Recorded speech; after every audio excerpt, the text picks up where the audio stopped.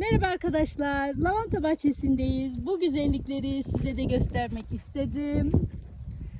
Burası mis gibi kokuyor. Tam böyle lavanta bahçesinin içinde. Harika kokuyor. Şu görüntünün güzelliğine bakar mısınız arkadaşlar? Mosmor. O kadar güzel ki. Abimle geldik.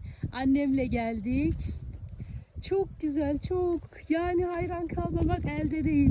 Sevinçten havalara uçuyoruz. Bu mutluluk bizi umarım 5 yaş gençleştirir. Şuna bakar mısınız arkadaşlar? Bir yandan üstünde kelebekler, arılar, böcekler, rengarenk. Çok güzel. İçinde güne bakan çiçekleri. Tabi burada hava serin olduğu için daha güne bakan çiçekleri açmamış. Adana'da açmıştı. Ama burada açmamış. Manzaranın güzelliği arkadaşlar, köyümüzün güzelliği arkadaşlar. Çok güzel. Herkesi tapana bekliyoruz dermiş. Görüşürüz.